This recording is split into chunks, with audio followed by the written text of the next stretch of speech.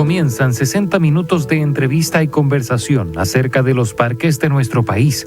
Conoceremos de la historia e importancia que tienen para el crecimiento de la sociedad. En Radio U Central 107.1 FM presentamos Parques para Todos, con la conducción de Juan Medina Torres y Mariela Espejo.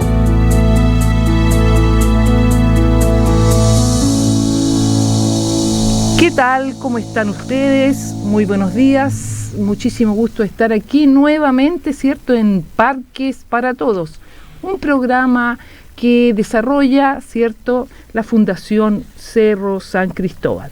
Nos acompaña hoy día, como siempre, Juan Medina Torres, y que nos va a decir que tenemos un interesante invitado. Bueno, y también está con nosotros Francisco Saavedra en los mandos técnicos, nuestro colega, quien hace posible que esta audición llegue a cada uno de ustedes.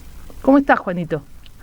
Bien, en un día otoñal, un poco frío, pero de acuerdo a la estación, evidentemente. Y como tú decías, con un invitado especial.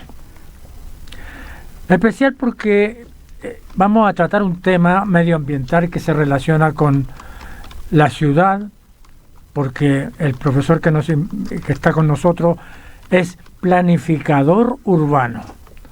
Una profesión que están haciendo en Chile recién, y la Católica tiene ya algunos años en que están egresando profesionales tan necesarios en la planificación de la ciudad. Y vamos a conversar con el profesor Giovanni Vecchio, profesor que viene de Italia, hace 7 años está en Chile, pero viene de Italia, de Milán, la hermosa ciudad de Milán, y él estaba trabajando, o está trabajando, en un programa de la universidad, que es el cambio climático y el envejecimiento urbano.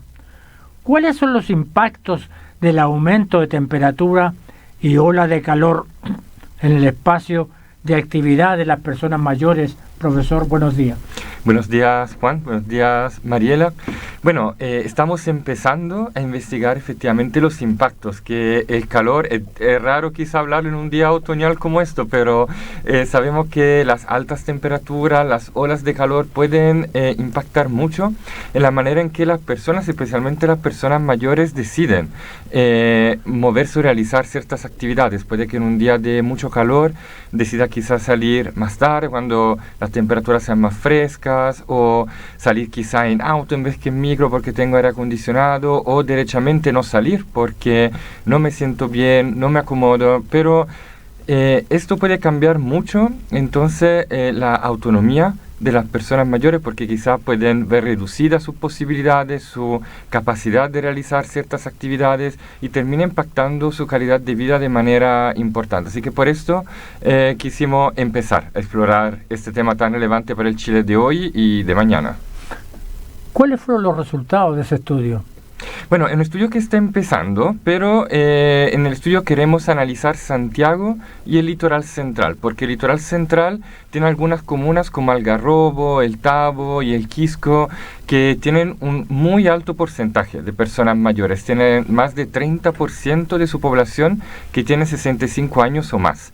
Y ya en Santiago vemos que la población mayor se concentra en algunas zonas de la ciudad, en un anillo que está alrededor del centro, pero alrededor de este anillo tenemos condiciones distintas. Por ejemplo, en el día tenemos temperaturas más altas y más impacto de las olas de calor en las comunas del sector poniente de Santiago, en comunas como Conchalí, Renca, Cerro Navia, Maipú, San Miguel.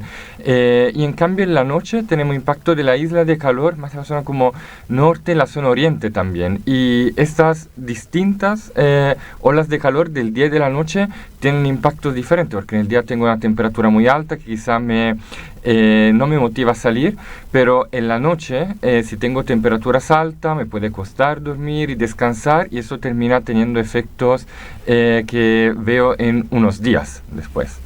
¿Qué efectos negativos tienen? Bueno, los efectos muchas veces los sentimos también, digamos, independientes de la edad. Cuando tenemos enfermedades crónicas, obviamente ese efecto como se hacen más relevantes. Obviamente cuando hablamos del día, el impacto puede ser, por ejemplo, en lo que se llama confort térmico, que tan cómodo me siento caminando por una calle, cuando las temperaturas son altas, cuando por ejemplo no tengo sombra, ya sea natural o porque la proyecta algún edificio, y este efecto se hace obviamente más fuerte cuando ya quizá me cuesta caminar o tengo hipertensión, etc.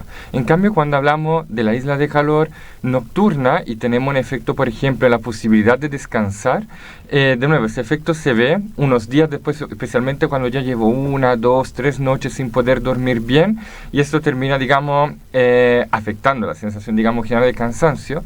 Y hay algunos estudios muy incipientes que ven también cómo las olas de calor tienen un impacto en la cantidad de atenciones por urgencia en los servicios de salud, y muchas veces también por temas relacionados con salud mental. Entonces es algo que se está empezando a explorar, pero que es súper interesante, pero también relevante de abordar, ver cómo el calor está afectando también dimensiones que quizá no estamos viendo.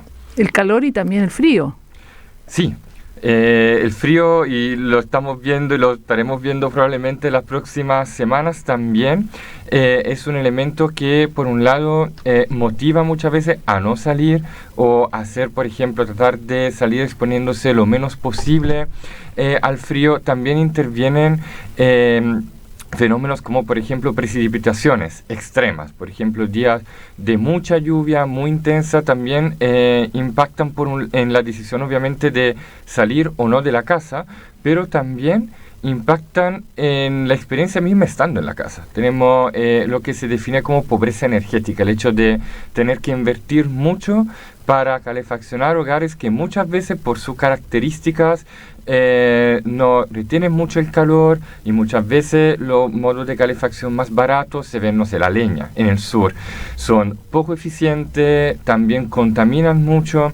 Entonces ahí se empiezan como a sumar otras dimensiones, a que pasa no solo con las ciudades, sino también con las viviendas, porque si las personas mayores especialmente pasan más tiempo en la casa para no exponerse al calor o al frío extremo, bueno, ¿qué pasa en su hogar? Pueden estar efectivamente frescos en un día de verano y calentitos en un día de invierno. Entonces aquí estamos hablando de algo que involucra todas las ciudades y todos sus elementos, desde las viviendas hasta la calle, la plaza, y también cómo se estructura la ciudad. Este es un problema que viene de hace muchos años en Chile. Sin embargo, no ha habido la atención que ahora se le está dando a través del equipo de investigadores de ustedes de la Universidad Católica. Este es un fenómeno que, ¿por qué no le dan importancia los organismos que deberían darle importancia, como el Ministerio de Salud, el Ministerio de Educación, el Ministerio de Vivienda, etcétera? ¿Por qué piensa usted que no le dan importancia en este momento a un tema tan relevante, especialmente porque la población de Chile, donde ustedes están estudiando el fenómeno, tiene un 30% de adultos mayores, y eso va a ir aumentando? Sí, creo que hay muchos elementos ahí que pueden explicar por qué hasta ahora el tema no ha recibido mucha atención. Y el primero, quizá para justificar un poco las instituciones, es que América Latina, y Chile especialmente, es la región en el mundo que está envejeciendo más rápidamente.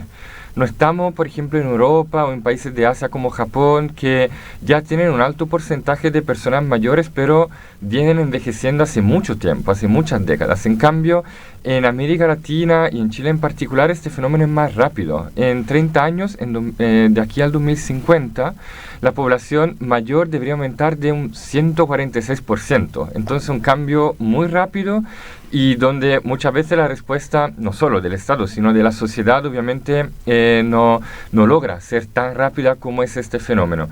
Y al mismo tiempo se trata justamente de un fenómeno que requiere de mucha coordinación, de mucha planificación, que siempre resulta difícil, digamos, en el ámbito estatal y más aún cuando hablamos de planificación, que en América Latina, especialmente en Chile, nunca ha sido muy fuerte por distintas razones históricas. Ahora, si trato de quizá mirar a esto con un poco de optimismo, puedo pensar que donde los números, las estadísticas son tan claras, son tan contundentes, como ha demostrado el censo, por ejemplo, del año pasado, las primeras presentaciones de los porcentajes de población mayor han generado mucho impacto. Entonces creo que esto va a ser un importante llamado de atención, y al darse cuenta que un grupo importante de la población tiene 65 años o más, y no solo de población, sino también de votantes, de electores, esto probablemente pueda empezar a generar un poco más de atención por parte de la política y de los técnicos que están en las instituciones. Y quizás también todo el tema de cambio climático, estas variantes de las temperaturas, etcétera, no se observaba con tanta fuerza como se ve hoy día. Eso también es un elemento que puede haber influido en que la gente no se preocupase de este fenómeno, digamos, de la gente mayor, de las olas de calor, de dónde viven, de si es que hay plaza, etcétera, etcétera. Sí, efectivamente, respecto a otros países, por ejemplo, cuando miramos los mapas que tratan de estimar cuánto va a cambiar la temperatura más alta de aquí a 2100. Y Chile no siempre aparece en estos mapas, porque dicen, bueno, nos preocupamos de los días, por ejemplo, con más de 35 grados de temperatura máxima. Pero claro, no pasa porque en Chile históricamente era difícil llegar a estas temperaturas máximas. Por eso es un mapa que está ocultando una realidad que en realidad se está dando, justamente como decías, por las temperaturas extremas en el verano, por las lluvias extremas, pero concentradas también con la sequía. Estos fenómenos son cada vez más evidentes. Y creo que también es cómo está cambiando la población mayor que hace esto más evidente, porque muchas veces, históricamente, digamos, daba un poco la idea, la imagen de la persona mayor como una persona que se jubiló, que está en la casa, que está sentada en el living frente a una tele, y no, hay personas que son muchas veces muy activas, siguen trabajando, se hacen cargo del cuidado de nietos, de su esposo, de las comunidades también. Son líderes comunitarios muy activos en asociaciones, en movimiento, en instituciones públicas también. Entonces creo que también este cambio de rol, que cada vez más activo y muy difícil, digamos, de invisibilizar, espero que efectivamente como haga que haya una mayor atención hacia esa consecuencia. Y que la gente vive cada vez más años, porque antes una persona fallecía, no sé, 70 años, ahora la gente perfectamente puede vivir hasta los 100 años o un poco menos. Entonces eso yo creo que también influye. Sí, ahora, esto muy distinto obviamente dependiendo de los lugares a los que miremos. Hay estudios que se han hecho en Santiago que muestran cómo, dependiendo de la comuna a la que miremos, hay una diferencia en expectativa de vida de casi 9 años. O sea, una persona del barrio alto normalmente puede vivir 9 años más que una persona, no sé, que viva en una comuna de menores ingresos de Santiago. Y en el caso de las mujeres, esta diferencia es brutal, puede ser de 17 años. O sea, una mujer de La Pintana puede vivir hasta los 70, y mientras que una de Vitacura hasta los 87. Entonces, ahí hablamos claramente de todo lo que ha ocurrido antes, cuál ha sido la vida laboral, las condiciones de trabajo, la posibilidad de recibir atención en salud, la atención, la posibilidad de realizar deporte. La alimentación, claro, entonces muchos temas que es posible que un poquito cambien. Si hay más personas que hacen deporte, quizá vamos a vivir por más tiempo y llegar a la tercera edad con condiciones, digamos, de salud mejores. Pero, claro, como ya hoy estamos viendo, a pesar de estas diferencias, que efectivamente tenemos más personas que viven por más tiempo con condiciones también mejores de vida, que implican también un rol más activo en la sociedad. Interesantísimo tema que estamos tratando con el profesor Vecchio en esta oportunidad. Planificación urbana, el cambio climático y cómo afectan las olas de calor a las personas adultas mayores. Vamos a continuar conversando después de esta pausa musical en Radio de la Universidad Central. Estamos de regreso con más Parques para Todos, junto a Juan Medina Torres y Mariela Espejo. Así es. Hoy estamos conversando de los estudios urbanos y territorialidad. Tenemos invitado, ¿cierto? Está con nosotros Giovanni Vecchio, él es profesor de este instituto de la Universidad Católica de Chile, ¿cierto? De estudios urbanos y territoriales que recién están comenzando un estudio muy importante con la gente mayor, cómo ellos, sabemos que hay muchas personas mayores, que ha incrementado el número de personas mayores a nivel mundial, y hay que prepararse, hay que ver cómo se va a planificar, qué vamos a hacer, etcétera. Yo escuchaba atentamente lo que ustedes están haciendo, recién nos decías que están empezando este estudio con las olas de calor, con las olas de frío, con la gente mayor, etcétera. Nosotros somos expertos en hacer estudios, pero ¿qué vamos a hacer con los resultados de ese estudio para poder planificar? ¿Cómo se va a hacer carne ese estudio? Sí, primero que nada queremos identificar dónde el tema de el cambio de temperaturas, el calor extremo y el envejecimiento de la población aparecen con mayor fuerza, porque sabemos que muchas veces los recursos, sobre todo públicos, son escasos y queremos identificar cuáles son las áreas donde estos temas, digamos, se superponen y generan, digamos, mayor urgencia. Pero también lo que queremos hacer es justamente trabajar en dos dimensiones. La primera, ver cuáles son los elementos que podemos tener en el espacio público para que las personas, no solo las personas mayores, todas las generaciones nos vamos a enfocar en personas mayores, pero bueno, para todos los elementos que van a permitir que las personas sigan queriendo estar en el espacio público, caminar con ellos, es decir, cómo podemos reducir la exposición al calor y qué es más eficaz y cuáles son los elementos que las personas aprecian más. Hablamos, por ejemplo, de vegetación o hablamos también de coberturas artificiales como pequeños toldos que permitan, digamos, aumentar la sombra, cómo esto cambia dependiendo de los lugares, porque sabemos que un barrio de casas con edificios de altura muy baja es muy distinto a lo que tenemos, por ejemplo, en el centro de Santiago, donde al tener edificios de 20, 30, 40 pisos tenemos ya sombra y canyon y calles que quizá no siempre son muy bonitas, pero por lo menos son más frescas y tienen temperaturas más reducidas.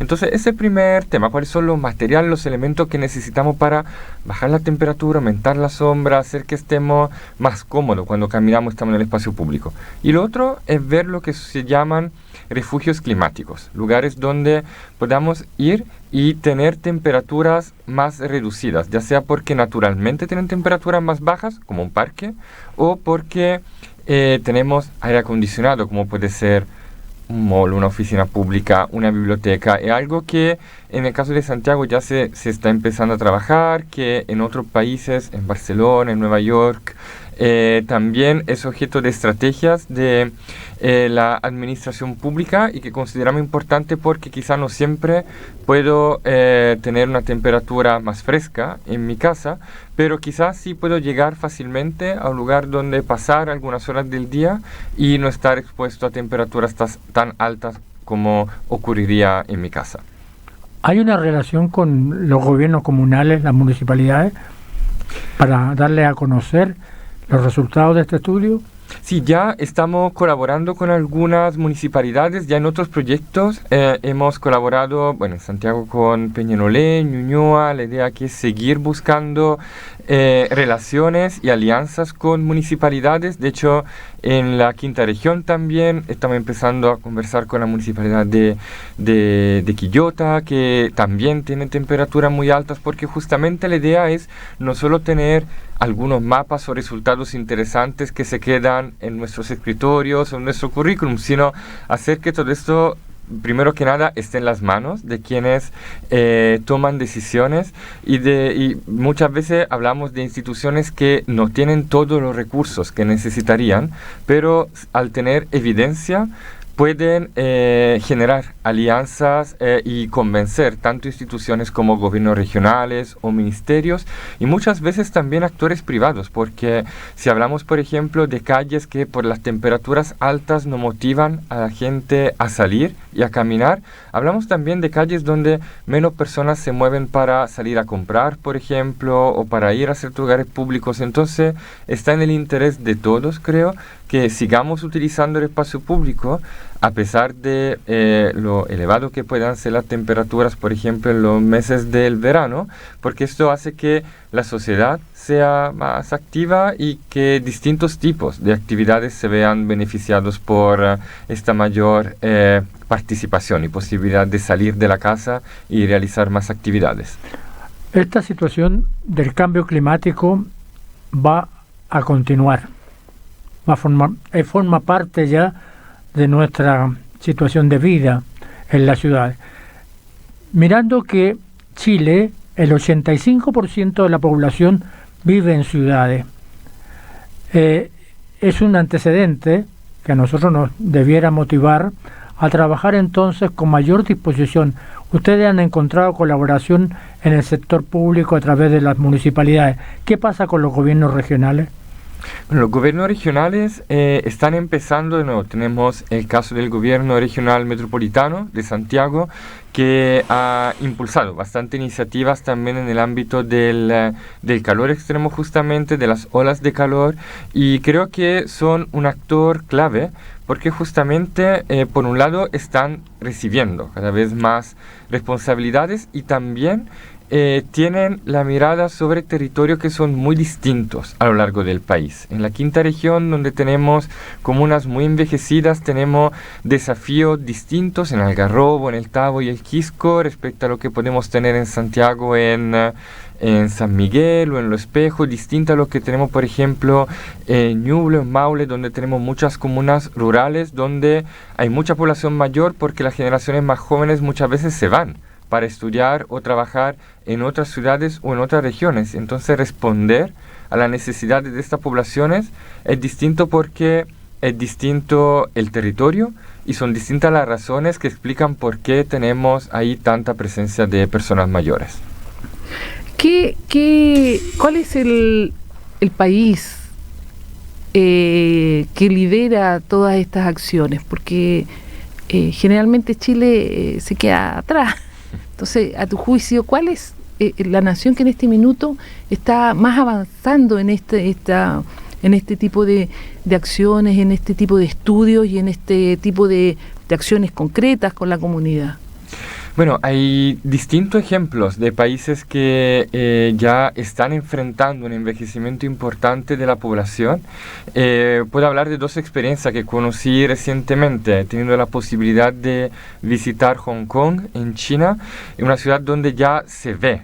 Es muy evidente como la mayoría de la población, como un porcentaje importante de la población está hecho de personas mayores.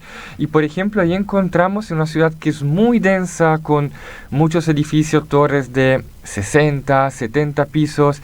Tenemos, por ejemplo, muchos espacios pequeños en las calles donde simplemente sentarse. No alcanza a ser una plaza, pero igual hay un par de bancas, unos arbustos, a veces algo que permite, por ejemplo, tomar agua. Es un espacio de descanso y me parece súper interesante para las personas mayores, pero también pensemos, por ejemplo, en personas que caminan con niños chicos o personas con movilidad reducida, porque justamente va adaptando el espacio de la ciudad sin una gran transformación, pero hace que sea más fácil estar en él y caminar en él. O también recientemente escuchaba una experiencia, habiendo estado en Suecia, con el transporte público para las personas mayores, con servicios dedicados, por ejemplo, que los pasan a buscar a la casa, tienen rutas que conectan a lugares que necesitan, pero algo que me impresionó mucho es cómo su definición de personas mayores ya parte de los 80 años. Porque dice, ya tenemos tanta población mayor y tenemos que decidir dónde focalizamos nuestros recursos, y entonces para nosotros, las personas mayores a las que queremos, digamos, ayudar o para la que queremos crear este servicio deben ser los que tienen 80 años o más, porque todos los demás todavía tienen ciertos niveles de autonomía y condiciones de salud que le permiten responder autónomamente a sus necesidades. Es interesante, porque resulta que en Chile las personas mayores son de 65 años hacia arriba. Claro, está ya justificándose la cuarta edad. Se hablaba de la tercera edad, pero ahora se habla de la cuarta edad. Y esos países entonces han avanzado a esa situación. Pero también estuvo en Japón. Japón tiene una gran cantidad de población adulta mayor. ¿Qué medida está tomando? Bueno, Japón tiene un desafío muy grande porque, una noticia que leía justamente esta mañana, ahora están empezando a preocuparse del otro extremo de la pirámide demográfica, que pasa con las nuevas generaciones, con los niños que no nacen. Y la verdad, Japón llega a tener una cantidad de personas mayores tan grande, tan elevada, y muchas veces además personas que envejecen solas porque quedan viudas o porque se han divorciado por diferentes razones, que ya no es suficiente, digamos, la respuesta que puede dar el Estado, por ejemplo, con servicios de salud, con servicios de cuidado comunitario.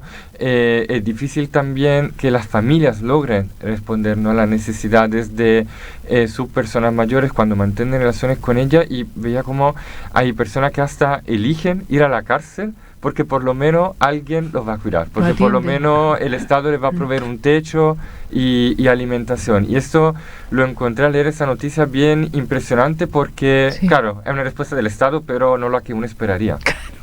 Ahora, bueno, yo creo vamos a ir a una segunda pausa musical en Parques para Todos.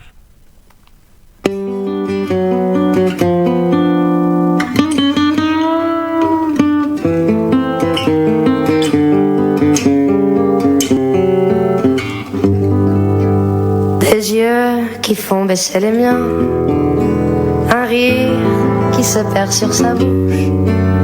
Voilà le portrait sans retouche de l'homme auquel j'appartiens. Quand il me prend dans ses bras, qu'il me parle tout bas, je vois la vie en rose. Il me dit des mots d'amour, des mots de tous les jours, mais moi, ça fait quelque chose. Il est entré dans mon cœur une grande part de bonheur dont je connais la cause.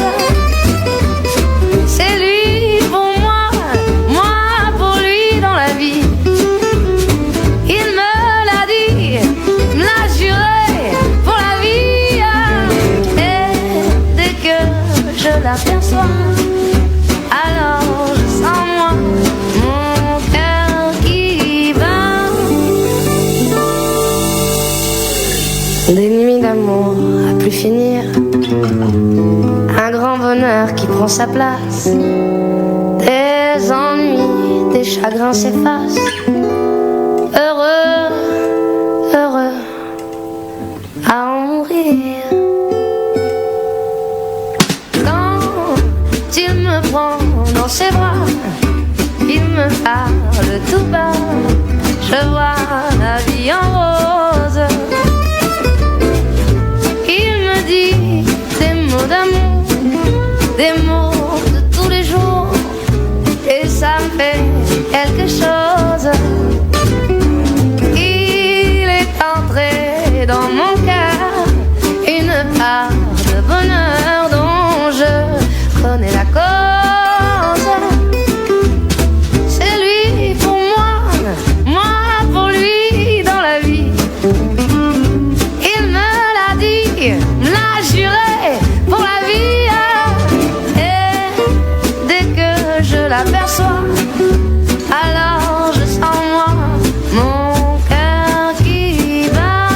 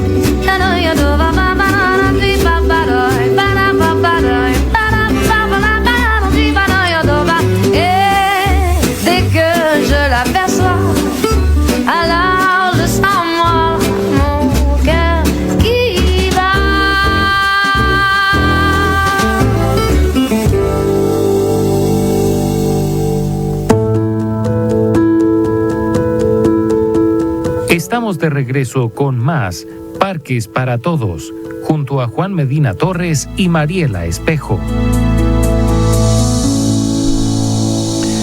Bien, y también nos acompaña, hay que decirlo, ¿cierto?, Francisco Saavedra en los mandos técnicos y David Valenzuela, que también hace posible que las imágenes lleguen hacia nuestros auditores y hacia nuestra audiencia en general. Hoy nos acompaña Giovanni Vecchio, con quien estamos conversando un interesante tema, ¿cierto? Él es del Instituto de Estudios Urbanos y Territoriales de la Universidad Católica. Giovanni, me interesaría un poco hablar de la cosa de la educación, de la cultura, porque pasa que en nuestro país, nuestra cultura nos hace como, siempre andamos improvisando. O sea, por ejemplo, de la planificación. Cuando uno ve la Alameda, dice, bueno, tiene 3, 4 pistas, bien. Pero ya eso se hace chico, ya nadie pensó que en algún minuto el parque automotriz iba a aumentar. Entonces ya nos queda chico y ya no se puede hacer nada. Ahí tocaste un tema muy interesante, que es la planificación urbana de Santiago. ¿Es buena la planificación urbana o es mala la planificación? ¿Qué puede decir, profesor? Bueno, eso sería un tema para toda una hora, creo. No, efectivamente, históricamente en Chile, bueno, en el caso de Santiago, la planificación ha sido débil por distintas razones históricas, muchas ligadas a la dictadura, en parte de antes también, el hecho de responder a emergencia, por ejemplo, y una cierta dificultad de planificar a largo plazo. Y creo que en el caso de Santiago el gran desafío es el hecho de que la mayoría de las responsabilidades de planificación han estado en las manos y en los hombros de las municipalidades. Pero Santiago es una gran ciudad, hecha de muchas comunas. No podemos decidir solo desde Conchalí o desde la Florida cómo va a funcionar, digamos, toda una ciudad donde las distintas comunas dependen la una de la otra. Entonces lo que se necesita ahí es algo... Claro, de una mirada metropolitana para ver cómo debería funcionar el transporte, dónde se concentran los servicios que atraen a más personas, porque actualmente una ciudad que ha crecido en mucha medida espontáneamente hace que millones de personas tengan que ir a trabajar todos los días a 2 o 3 comunas, teniendo más de 30 en la región, en solo Gran Santiago. Claro, históricamente, fíjate que cuando Benjamín Vicuña Maquena, uno de los grandes intendentes que trató de transformar Santiago, creó el Camino de Cintura, una cosa muy similar a lo que hoy día es Américo Vespucio, pero el Camino de Cintura de Benjamín Vicuña Maquena, año 1870 aproximadamente, era Vicuña Maquena, Avenida Mata, Matucana, etcétera. Eso era el Santiago de 400.000 habitantes. Hoy día tenemos más de 8 millones de habitantes. Evidentemente que sobrepasó ese camino de cintura, hubo que hacer la Vespucio Sur, Vespucio Norte, etcétera, y está sobrepasando, porque ya sencillamente los pueblos rurales, el sector poniente especialmente, hablamos de Padre Hurtado y otras comunas, se integraron al Gran Santiago.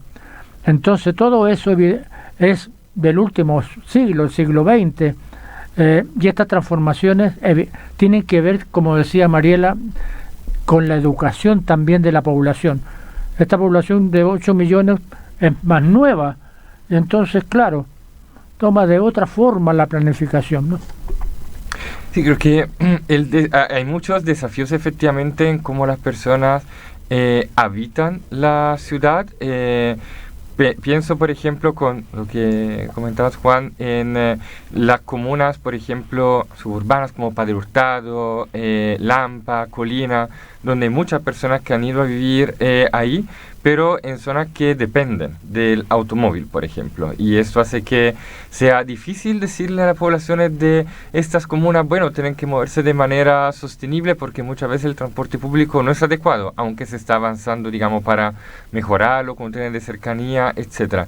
Y también al ser comunas que han crecido tan rápidamente, también al interior del Gran Santiago, no solo fuera, lo que se ha hecho muchas veces ha sido proveer viviendas.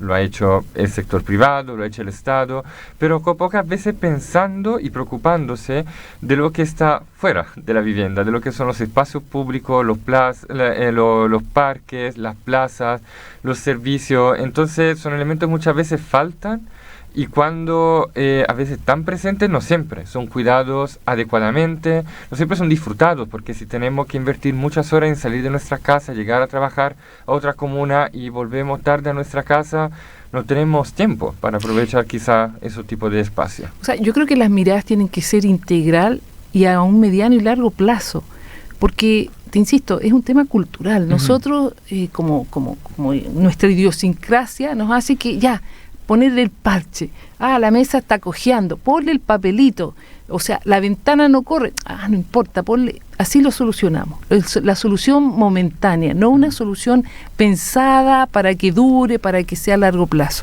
Y lo que tú decías de las viviendas, sucede a menudo, hace un tiempo atrás, como que hubo una moda de tener una vivienda para no estar aquí en Santiago, una suerte de parcela, ya me voy a Calera de Tango, me voy en las cercanías de Santiago.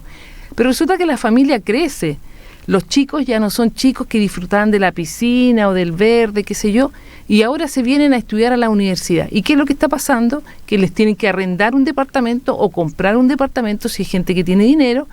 Entonces ya tienes tu casa ya, que ya no la vas a usar porque después viene que los niños se vienen, estudian y tú te quedas solo, entonces ¿qué haces con una casa tan grande? Entonces, esto es un tema que yo creo que uno tiene que ser capaz, uno y las autoridades, de pensar mucho más a largo plazo.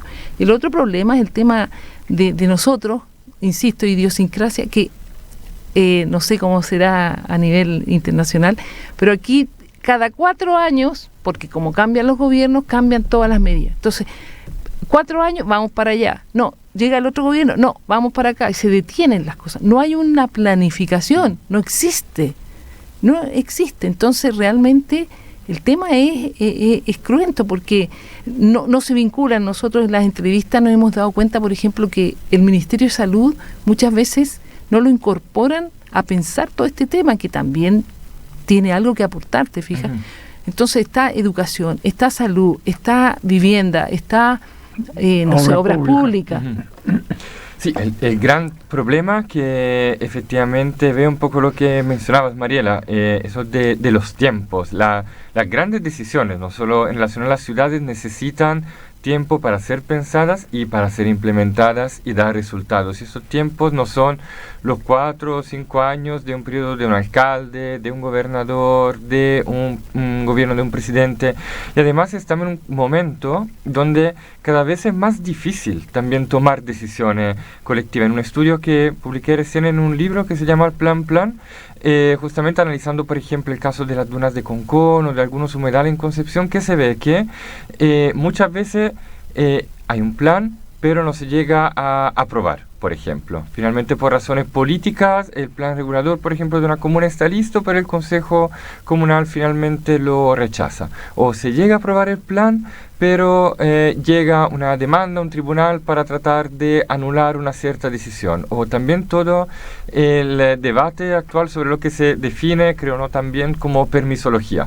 Entonces hay una cierta como desconfianza casi, ¿no?, en el hecho de poder tomar decisiones juntos, en cómo funciona la toma de decisiones a los distintos niveles y también en confiar finalmente en que una decisión, digamos, si está tomada con buenos criterios técnicos, puede quizá mantenerse, independiente del gobierno que siga después. Lo vemos en algunos casos, por ejemplo, las microeléctricas en Santiago, creo que un buen ejemplo, digamos, de continuidad de una estrategia que se mantiene independiente de los gobiernos, pero hay que caminar hacia más decisiones y estrategias que tengan esa continuidad y sean realmente compartidas. Y sabes que yo creo que hay otro elemento que justo hoy día venía pensando que no se considera, que es que deberían haber más. Bueno, a mí me gusta mucho la carrera de sociólogos, porque por ejemplo el Chile de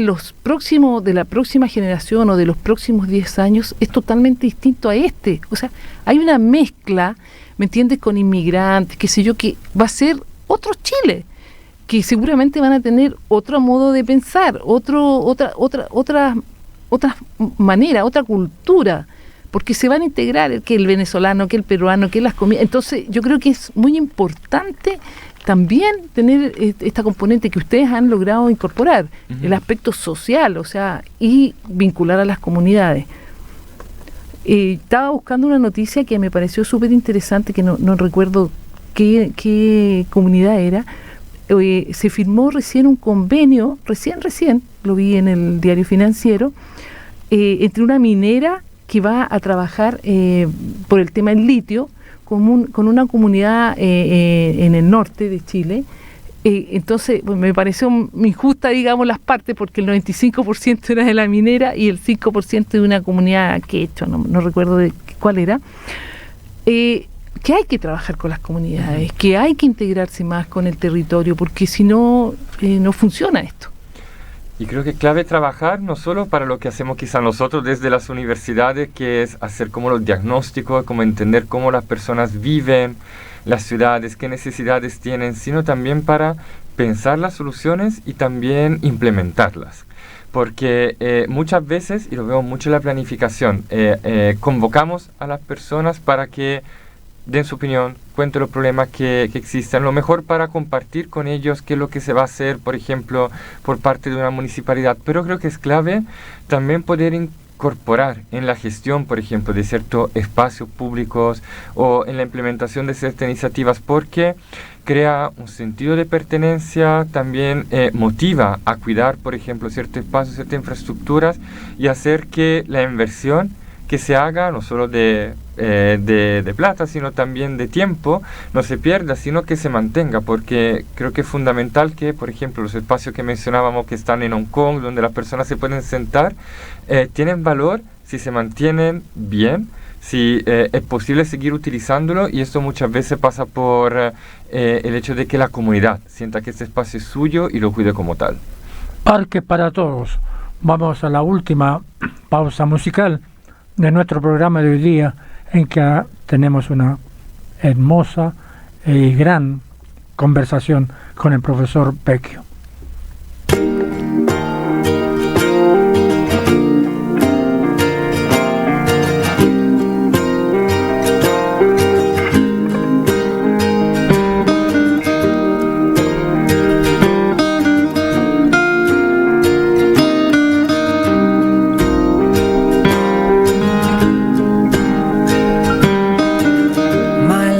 Brilliant.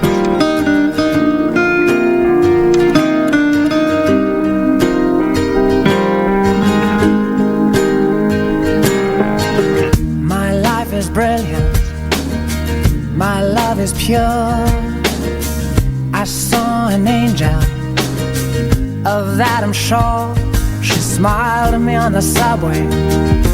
She was with another man, but I won't lose no sleep on that, 'cause I've got a plan. You're beautiful, you're beautiful, you're beautiful, it's true. I saw your face in a crowded place, and I don't know what to do, 'cause I'll never be with you.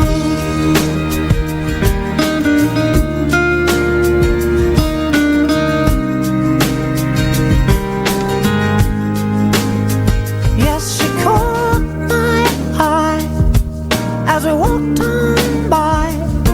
She could see from my face that I was fucking high, and and I don't think that I'll see her again, but we shared a moment that will last till the end. You're beautiful, you're beautiful, you're beautiful, it's true. I saw your face in a crowded place, and I don't know what to do, 'cause I'll never be with you. La, la, la, la, la, la, la, la. You're beautiful, you're beautiful, you're beautiful, it's true. There must be an angel with a smile on her face when she thought up that I should be with you.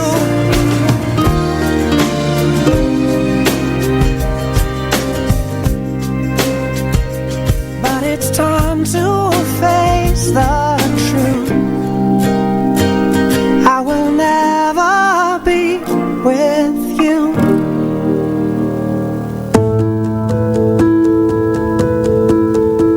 Estamos de regreso con más Parques para Todos, junto a Juan Medina Torres y Mariela Espejo.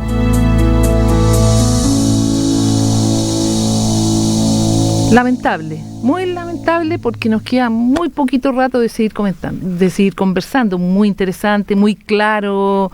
Giovanni, de verdad, muchas gracias, porque ha sido súper claro en este estudio, que de repente uno dice, otro estudio, qué lata. Pero ha sido súper claro, son cosas del día a día que a nosotros nos interesa.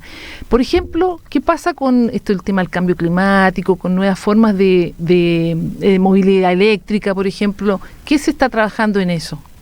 Sí, hemos estado trabajando el último tiempo con un proyecto enfocado en la relación entre la electromovilidad y el género, ver si las mujeres, especialmente en Santiago, tienen mayor interés en la movilidad eléctrica, porque afuera, pero bueno, en países como Noruega, que tienen muchísimos recursos, se nota que las mujeres quieren comprar más auto eléctrico porque son más sostenibles, son más cómodos, pero queríamos ver aquí en Santiago cómo se daba esta relación, y lo que vimos analizando comunas muy distintas, Las Condes, La Pintana, San Miguel, Ñuñoa, es que efectivamente hay un interés importante para la movilidad eléctrica, pero por elementos que quizá uno no pensaría. Uno piensa el auto eléctrico como el auto sustentable, que va a permitir que todos sigamos yendo en auto, pero contaminando menos, pero vamos a estar en los mismos tacos porque el espacio es el mismo.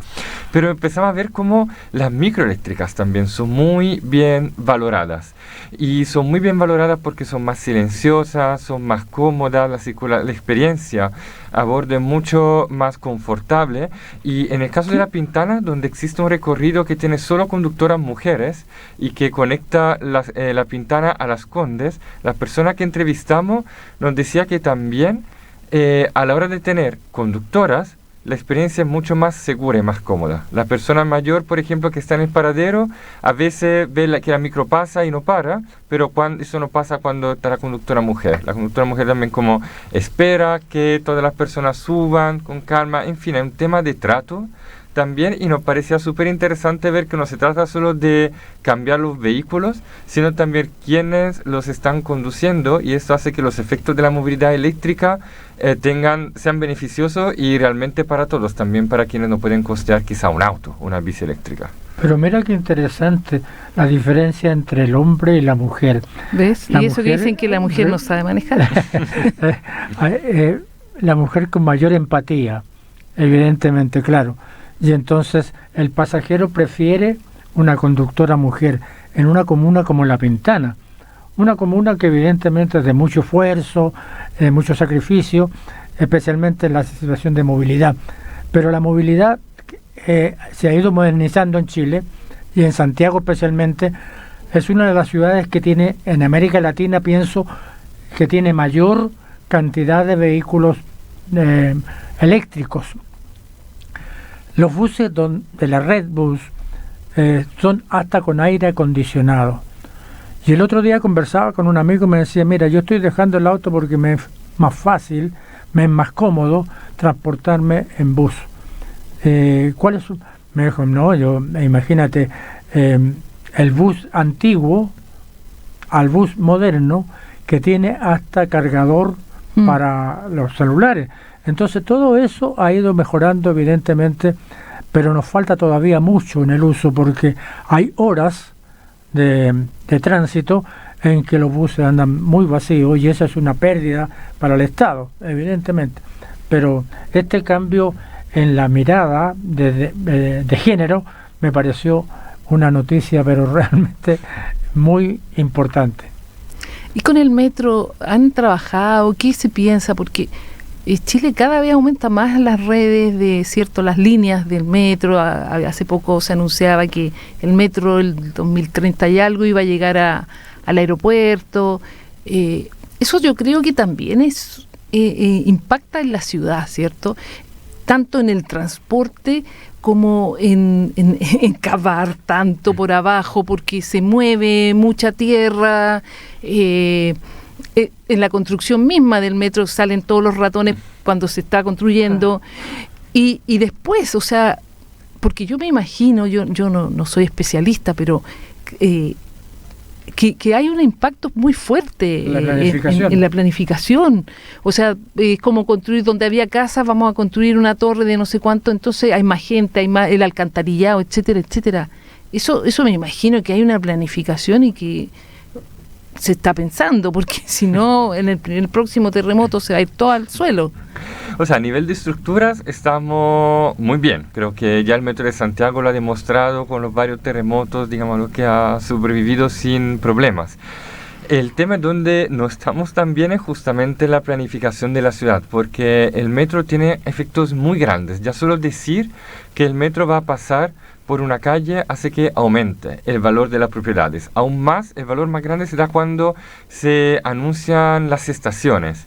Y después hay otro momento, obviamente, cuando parten los trabajos y cuando efectivamente empieza a operar. Y eso cambia muchísimo el funcionamiento de la ciudad, el valor del suelo, la ciudad se expande en ciertas direcciones. Ahora tenemos muchas líneas que existen y en construcción también que conectan con el sector oriente, porque hoy día mucha gente va a trabajar ahí.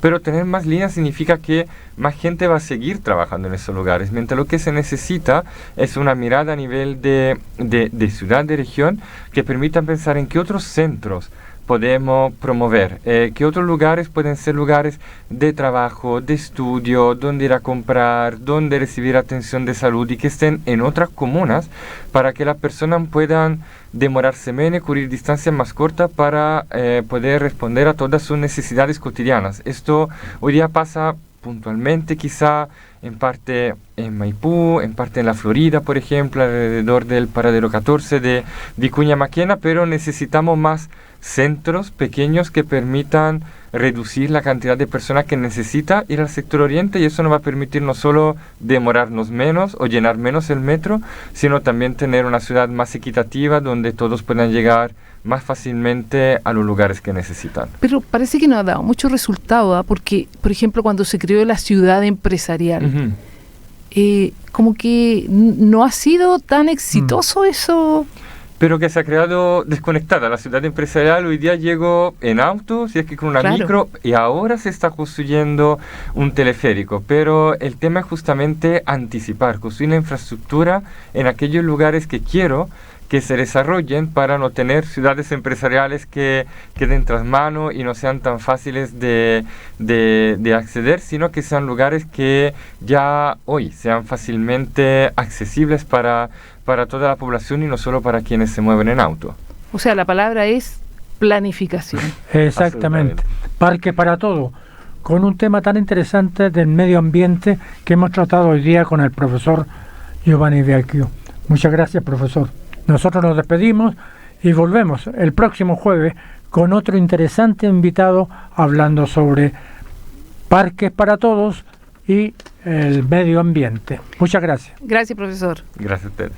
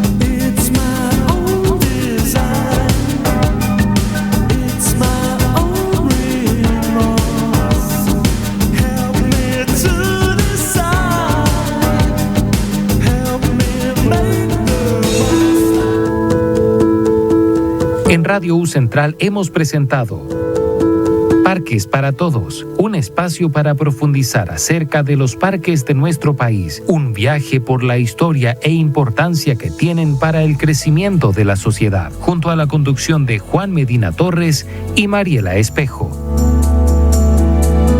Hasta el próximo capítulo.